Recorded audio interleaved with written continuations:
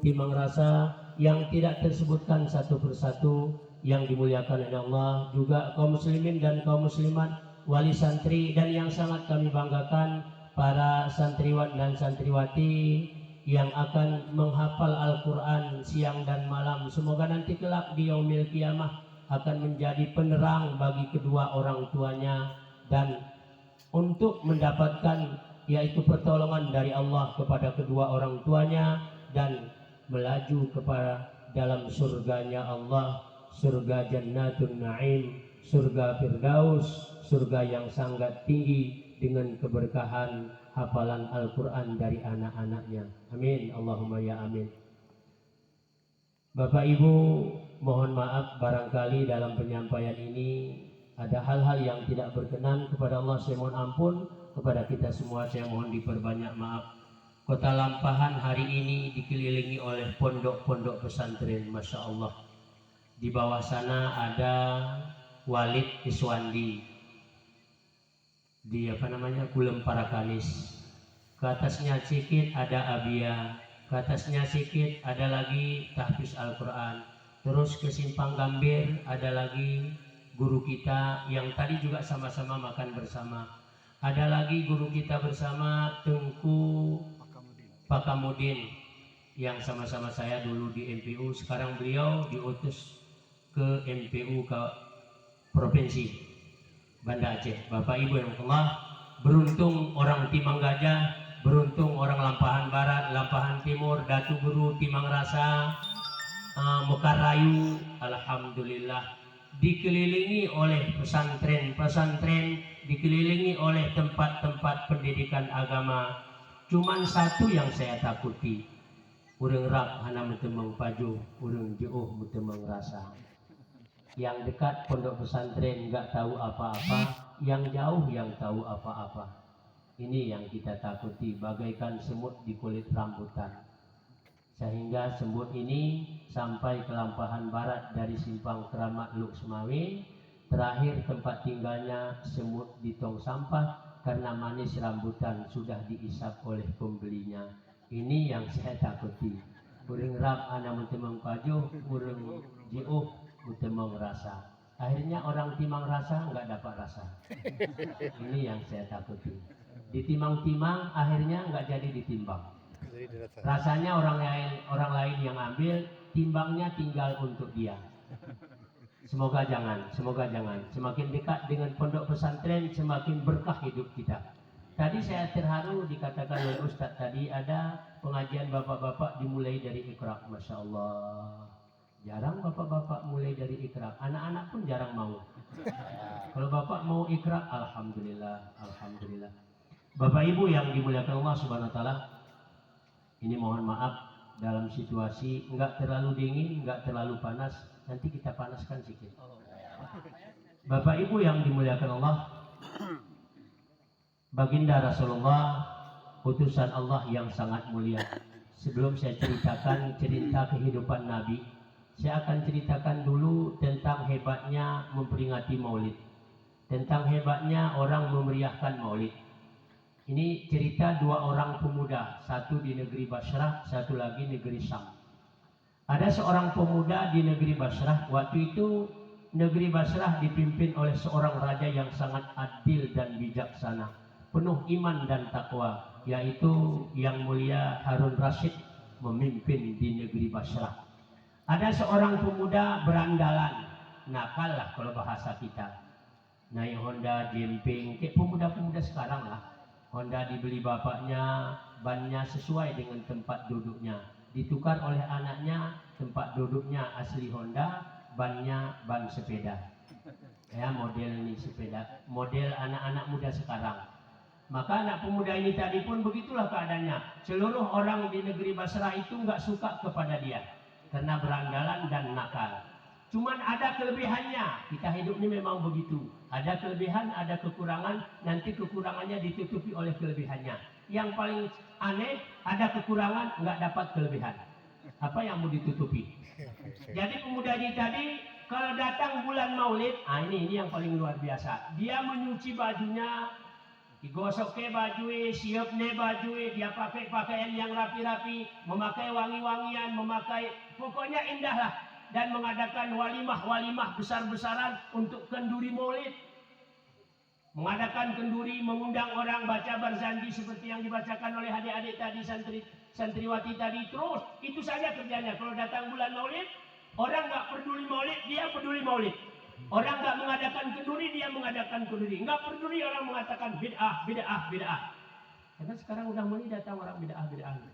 Maulid bid'ah, kenduri bid'ah. Kok bid'ah terus kami mau kenduri? Kalau nggak mau makan, kami makan. Warung pun bayar, ini gratis nggak mau makan. Ini udah mulai nih Pak, Aceh Tengah nih Abia, benar meriah ini luar biasa nih. Ini kalau nggak hati-hati lewat tahfiz Al-Quran.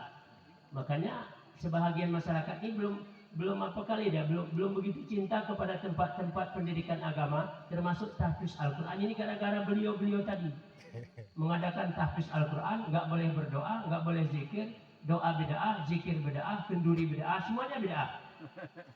Nggak ada yang nggak bid'ah. Rupanya dia ahli bid'ah.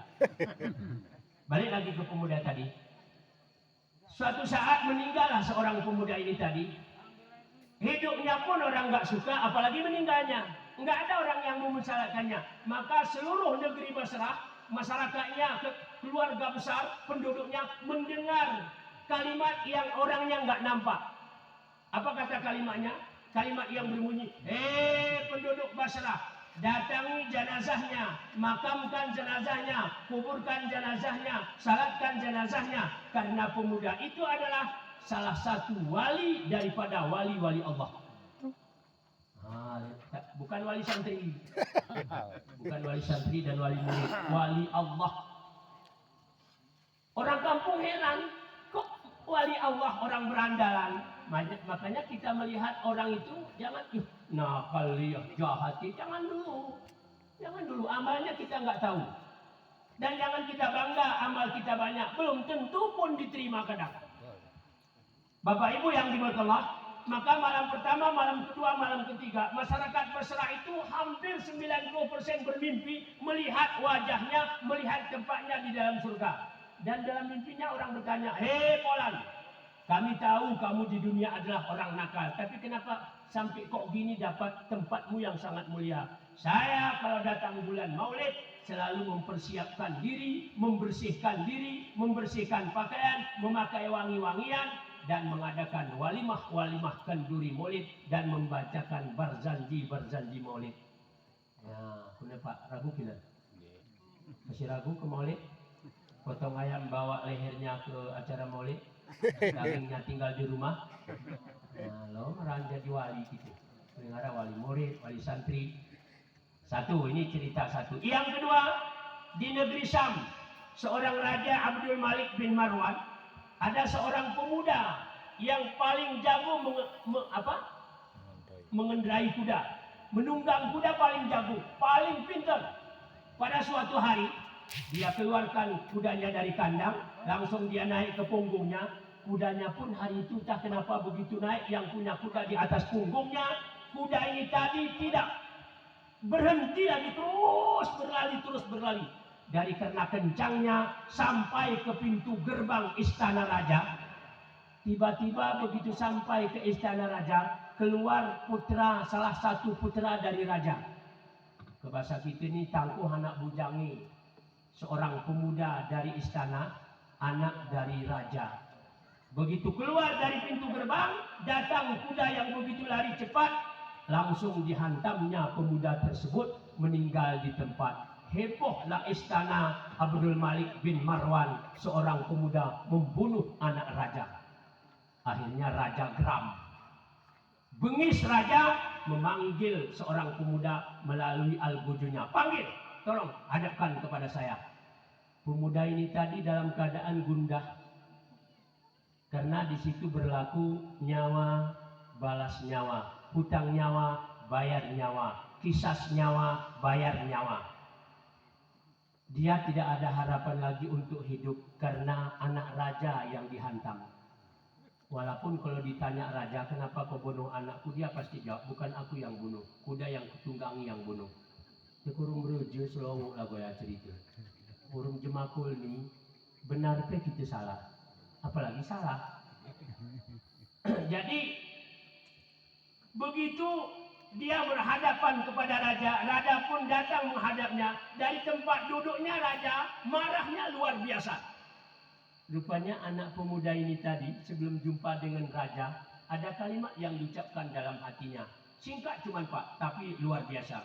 Ya Allah, kalau seandainya aku lepas dari hukuman kematian ini, saya ya Allah akan mengadakan walimah kenduri maulid besar-besaran, dan saya akan bacakan maulid Nabi, berzanji maulid.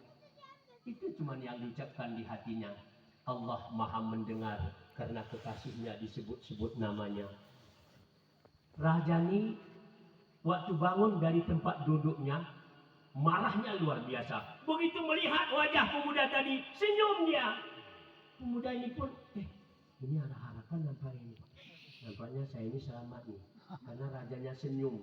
Jauh-jauh sudah senyum. Begitu dekat langsung ditanya, pemuda, kamu seorang penyihir? Karena dari marah kok senang. Berarti pemuda ini tadi yang menyihirnya. Ya raja, demi Allah saya bukan penyihir. Kalau kamu bukan penyihir, apa yang kamu lakukan tadi sebelum jumpa sama saya? Ada sedikit ucapan saya ya raja. Kalau seandainya saya lepas dari hukuman raja, langsung begitu dibilang. Ya Allah, kalau seandainya saya lepas dari hukuman raja, saya akan adakan walimah kenduri besar-besaran memperingati yaitu hari kelahiran baginda Rasulullah SAW, dan akan saya undang orang untuk membacakan berzanji maulid tentang sejarah kehidupan Nabi.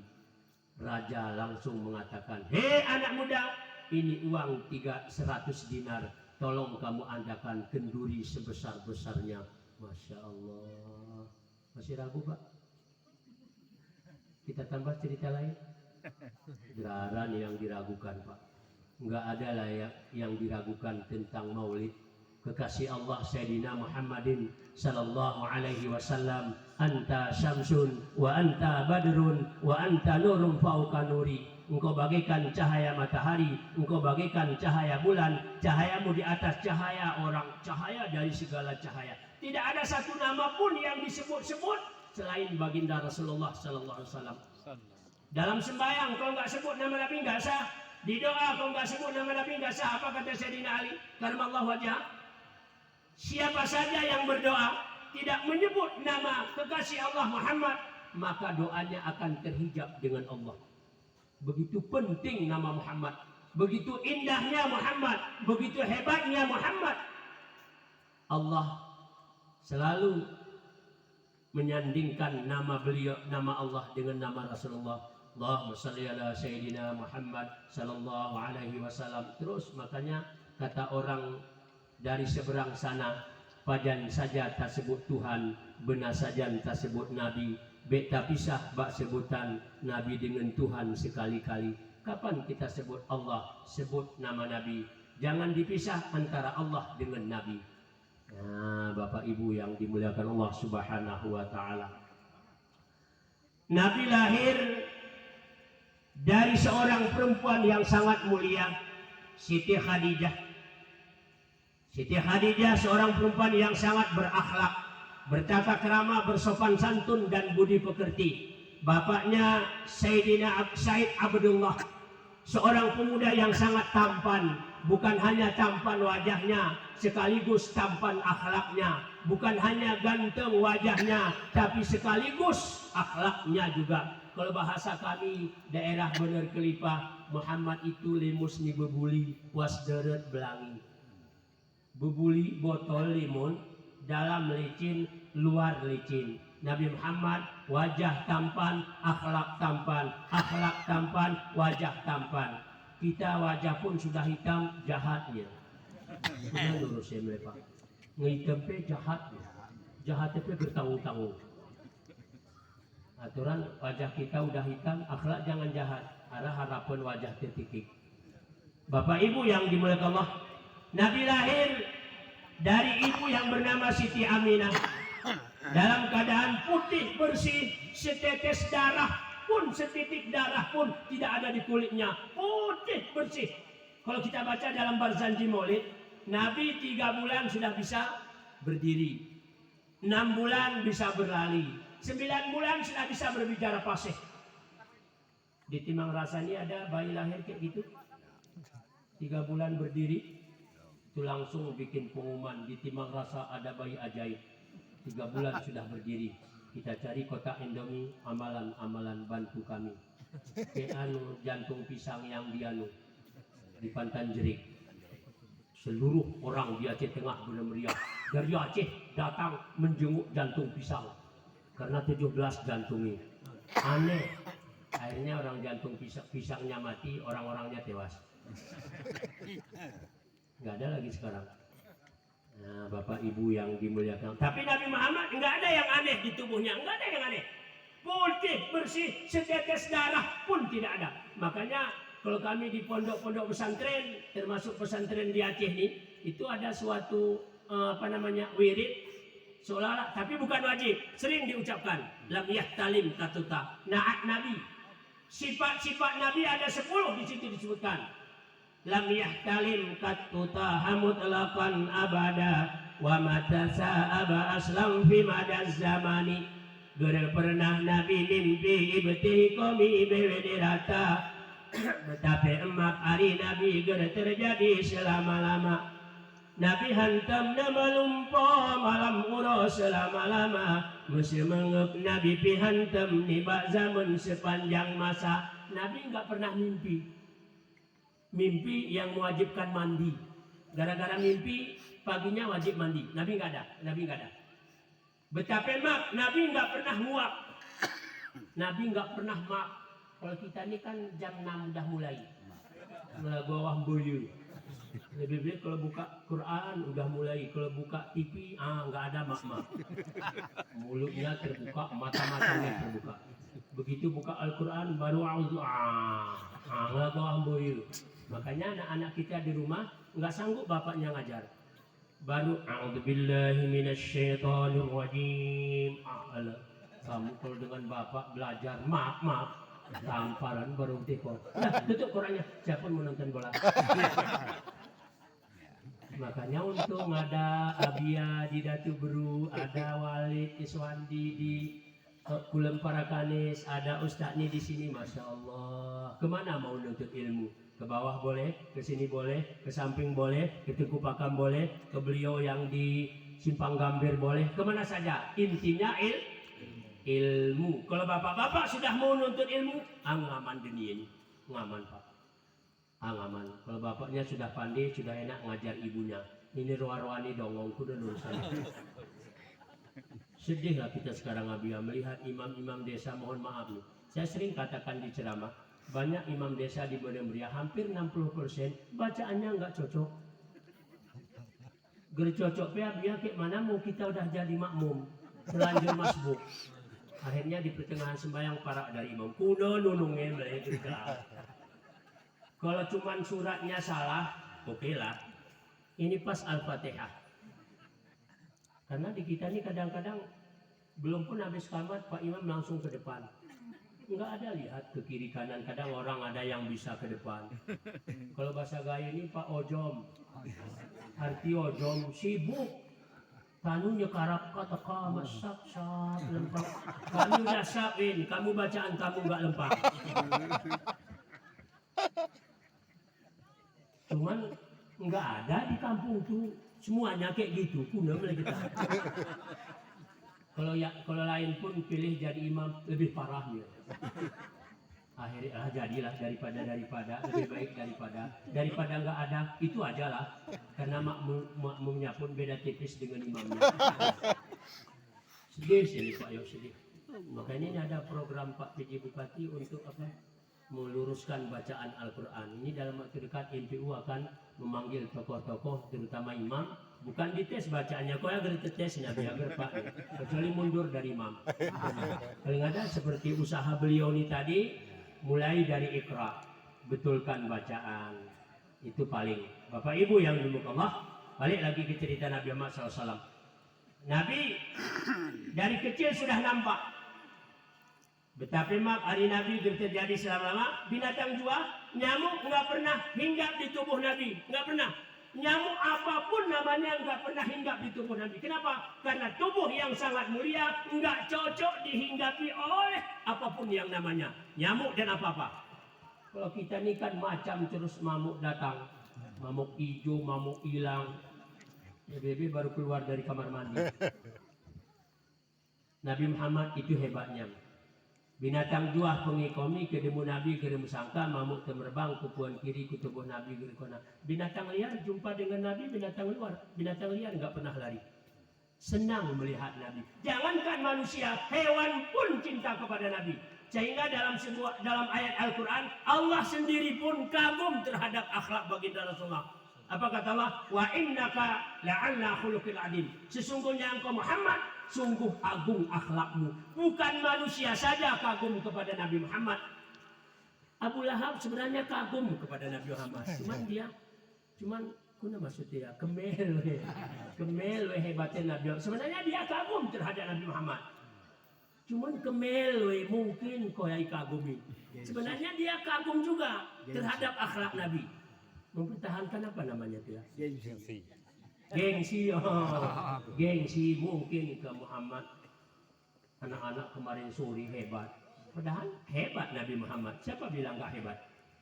Makanya kalau ada orang mengatakan nggak boleh berselawat kepada Nabi, ya ini ngeparah. Beda Nabi Muhammad dengan Nabi Adam, Pak. Nabi Adam waktu Allah menyuruh sujud, yaitu iblis dan malaikat, Allah nggak sujud. Wa id qulna lil malaikati isjudu li Adam fasajadu illa iblis. Waktu Allah memerintahkan kepada malaikat untuk sujud kepada Nabi Adam, Allah nggak sujud. Tak kala Allah memerintahkan selawat kepada Nabi Muhammad SAW, Allah sendiri berselawat. Ini bedai.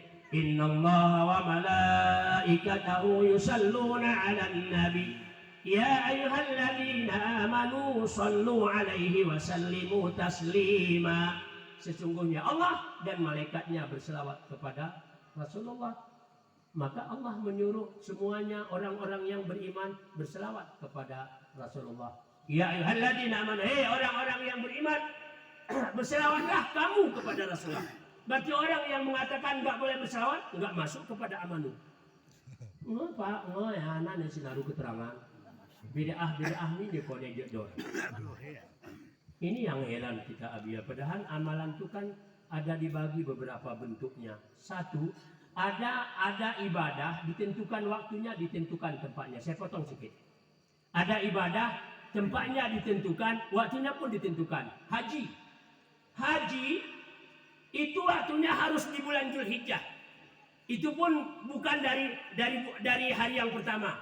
Dari 8-nya baru dihitung. Malam ke-9-nya baru mulai. Bulan Zulhijjah. Enggak boleh bulan Muharram pergi haji, bulan Maulid pergi haji. Tempatnya pun ditentukan di Mekah Mukarramah. Enggak boleh di Madinah. Enggak boleh ke Medan. Enggak boleh ke Setabat, enggak boleh. Harus ke Mekah Mukarramah. Yang kedua, ada amalan ditentukan tempatnya, enggak ditentukan waktunya. Umroh kapan saja boleh, tapi tempatnya harus di Mekah. Itu pun enggak boleh ke Medan. Habis itu balik lagi ke Benar Meriah. Kalau soal kurma di Benar Meriah pun ada, Zam-Zam di Benar Meriah pun ada. Tapi untuk pergi umroh ke Mekahnya, ini sekarang udah jadi permainan Nabi. Bulan Ramadan kemarin sebulan jamaah Aceh Tengah Benar Meriah di Medan. Enggak pergi-pergi balik lagi. Nurang kampung, ya ulak pega. Sana ulak berdohin. Medan kami win, mana ulak? Ka'bah pega kenara kami yang mohon. Pak Kuna kita hati-hati, Pak hati-hati. Nah ini. Umrah waktunya ditentukan, di tempat ditentukan, waktunya enggak. Kapan saja boleh umrah. Mau bulan Muharram, mau bulan Maulid. Lebih-lebih bulan Maulid sangat ramai orang di sana. Bulan 12 hampir beda-beda tipis dengan puasa Ramadan. Kenapa orang di bulan 11, bulan 12 pergi umrah? Iklim di sana pas seperti di Benar Meriah. Bahkan lebih sejukun yone ketinggang kita nih Pak. Itu kalau bulan 12 harus bawa jaket. Siang-siang pun kita pakai jaket. Dingin di sana beda, dingin di sana masuk ke tulang dinginnya. Nah, cuman dinnya tak ada agar belum. Bakin alasan, ya aku bulan 12 nggak pergi dingin kali di sana. Belum satu, begil belum. Ada amalan ditentukan waktu, tidak ditentukan tempatnya. Sholat, sembahyang, duhur ada waktunya, asar ada waktunya, maghrib, isya, subuh ada waktunya. Tempatnya nggak ditentukan, di mana saja boleh. Tapi makin berjamaah, makin bagus. Di masjid, makin bagus. Di rumah, boleh? Boleh. Tapi lebih afdal berjamaah. Oh, aku bikin rumah, udah aku niatkan lah untuk ibadah tunggu, tempat ibadah. Ibadah itu kan bukan hanya sembahyang saja. Duduk dengan istri, cerita dengan istri, senda gurau dengan istri. Bahagian daripada ibadah. Tinur istri itu pernah kunul. Ada bahasa, oh kemel dia, aku kemel. Anak udah 4. Ada ibadah, tidak ditentukan tempat, tidak ditentukan waktunya. Kapan saja boleh, di mana saja boleh. Baca Al-Quran, zikir, tasbih, tahmid, tahlil. Baca terus, di mana saja boleh, penting suci. Terus jangan nanti di mana saja boleh, terus di kamar mandi pun. Innallaha wa malaikatahu. Nah, Pak. Datang orang ini tadi, baca Quran di depan jenazah, musyrik, bid'ah. Di mananya bid'ahnya? Ini udah mulai nih Pak, udah mulai. Nampaknya Pak PJ pun udah risih dengan kalimat-kalimat ini. Maka dia panggil NPU untuk secepatnya menyelesaikan ajaran-ajaran ini. Padahal dari provinsi Abia udah datang, udah keluar fatwa bahwa aliran itu adalah aliran sesat. Cuman masih saja berjalan di permukaan bumi. Kita nggak ada taring, kita nggak ada senjata, kayak mana mau nembak? Tengku-tengku ini kan lewat mimbar cuman Pak. Kami ini kayak harimau tapi taringnya nggak ada. Kalau melihat kuringnya takut kami, dibuka mulutnya rupanya nggak ada gigi. Itulah tengku-tengku ini, kayak harimau nggak ada gigi. Kalau soal berteriak, oke. Kalau orang mau patuh, nggak sanggup kita paksa. Bapak Ibu yang dimuliakan Allah, inilah kehidupan Nabi. Nabi, apa yang saya katakan tadi, binatang jua pengin komi kedemu Nabi gerim sangka, mamut terbang kukuan kiri, kutubuh Nabi geri kona. Arab kuduk peningon Nabi nguk iperi geri berbeda. Nabi depan belakang melihat, maksudnya bukan belakangnya pun melihat ke sana, jauh ke depan. Nabi tahu saya ti zamani ala ummati. Selagi akan datang nanti suatu zaman di atas umatku. Ratusan tahun ke depan Nabi tahu bagaimana keadaan umat. Kuih kucak wani bumi ngi kenali gerara. Nabi kalau buang hadas di atas bumi langsung ditelan oleh bumi, nggak nampak. Kuna hebatnya Nabi Muhammad, Pak. Kita siapa yang telan? Kecuali mah cangkul belum baru. Pikir meratelan nih. Di kloset pun kadang-kadang gak mau pergi. Kemudian hebat Nabi Muhammad. Apa yang keluar dari tubuhnya langsung ditelan oleh bumi. Enggak nampak sekedip mata pun enggak ada lagi. Kita ini guna ke model kamar mandi, ya Allah. Kamar mandi umum, masjid. Aduh. Kalau keluar orang kita udah malas masuk. Bebe baru makan jengkol. Aduh, itu makanan merusak orang tuh. Makanya saya ada 2 makanan yang nggak saya suka. Kebetulan hukumnya pun makruh. Jengkol, peti. Karena gara-gara kita keluar orang benci sama kita. Rupanya hidup ini Pak, kita nggak boleh dibenci orang. Jangan gara-gara kita, gara-gara amalan kita, orang nggak suka sama kita. Ini enggak kita, penting kan aku enak ngapain kurus orang lain. Baru kau pindah ke sana. Enggak sanggup duduk berdiri. Sibuk kawin. Aku suka gara-gara kau terus aku enggak bisa. Nah ini manusia bersehat. Bila TV serba bulaha. Maunya dia cuma senang, orang lain enggak usah. Hebatnya Nabi Muhammad. Gerenome hati Nabi kecepnya di semata. Bebayangan wan mata luni perahi gerara. Nabi kalau tidur mata tertutup, hati terbuka. Hebatnya Nabi Muhammad.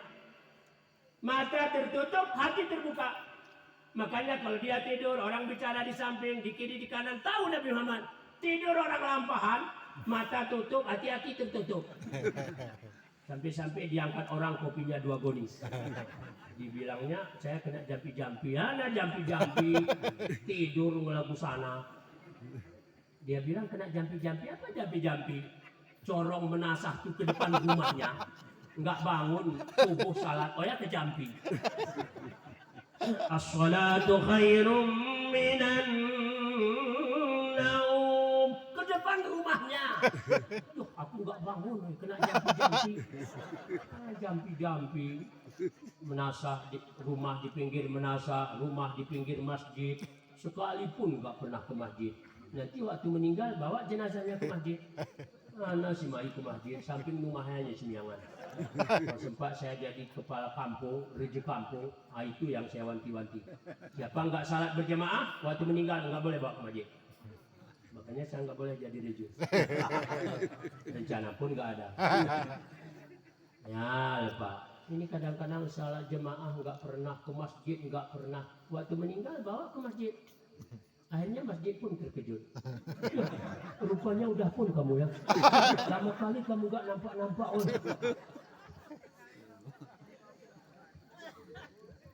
Itulah hebatnya Nabi Muhammad, Pak. Nabi Muhammad kunci surga di tangannya, Pak. Nabi Adam nggak boleh masuk kalau belum masuk Nabi Muhammad. Nabi Ibrahim nggak boleh masuk kalau Nabi Muhammad itu surga itu mutlak milik Muhammad SAW. Tapi sekalipun dalam sejarah salat jamaahnya nggak pernah tinggal. Posisi perang, posisi aman. Karena posisi perang pun nanti tanya sama dia. Ada 3 tata cara sembahyang. Itu nggak usah kita jelaskan Nabi ya. Capek aja tuh nanti. Posisi aman pun nggak jamaah. Apalagi kayak Covid kemarin lah. Covid kemarin kan jarang-jarang. Kata orang kampung, ngapain ke masjid? Saya nggak sanggup kayak gitu sembahyang. Masa jarang-jarang? Mana itu? Saya nggak pergi. Waktu rapat pun dia nggak datang. Pak Imam, Pak Kecil sibuk, habis digulung semua sejadah. Masa di masjid nggak ada sejadah? Gimana mau kita berdiri? Dingin lagi keramiknya. Udah dipasang sejadah pun nggak ada dia datang. Keterangan gertiki di koin.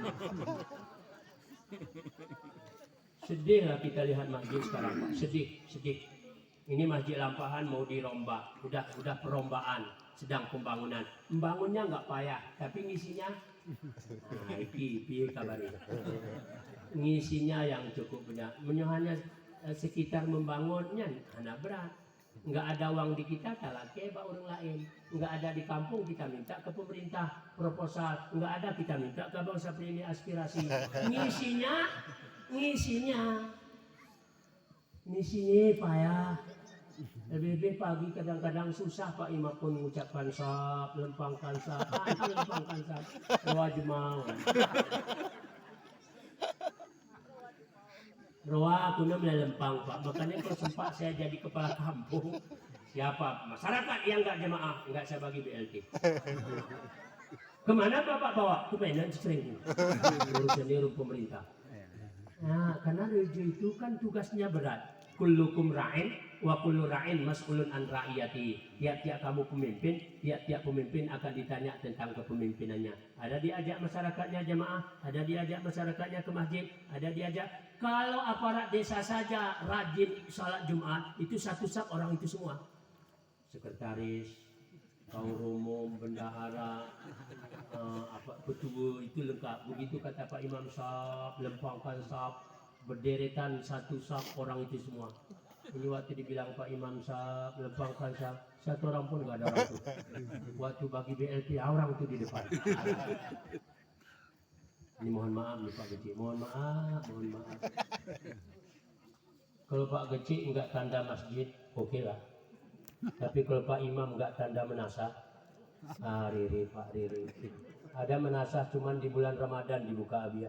Maka bikin pamfletnya menasah khususan di syahri Ramadan. Khusus bulan Ramadan. Enggak Ramadan tutup. Nanti kalau ada maulid baru dibuka. Ya Pak, sedih kita nih Pak. Padahal Allah sudah janji, "Lau anna ahlal qura amanu wattaqau la fatahna 'alaihim barakatim minas sama'i wal ardh." Jikalau penduduk ahli negeri beriman bertakwa kepada Allah, turun berkah dari langit, terpancar berkah dari bumi. Kita lihat di Mekah, saudara-saudaraku yang pulang umroh dan pulang haji. Di Mekah nggak ada wartel, nggak ada orang nanam wartel Pak. Tapi kadang-kadang sehari itu sekali ada sayurnya wartel. Kadang-kadang pagi-pagi digoreng kentang. Kata saya sama teman-teman, oh sudah sampai kentang dari Lenong. Nggak ada di situ kentang, Pak. Nggak ada di situ sawi, nggak ada kol. Tapi begitu makan, lengkap semuanya sayur. Ada apa dengan kota Mekah? Lau anna ahlal qura. Kalau penduduk ahli negeri beriman bertakwa kepada Allah, turun berkah dari langit, terpancar berkah dari bumi. Karena Mekah dan Madinah jauh sebelum azan orang sudah rame-rame ke masjid. Begitu azan, toko-toko nggak ada lagi buka. Kalau nggak ditutup pun paling kurang dia taruh kayu. Juga lampahani, do yang taruh kayu. Kediannya muka kayu-kayu ya selesai.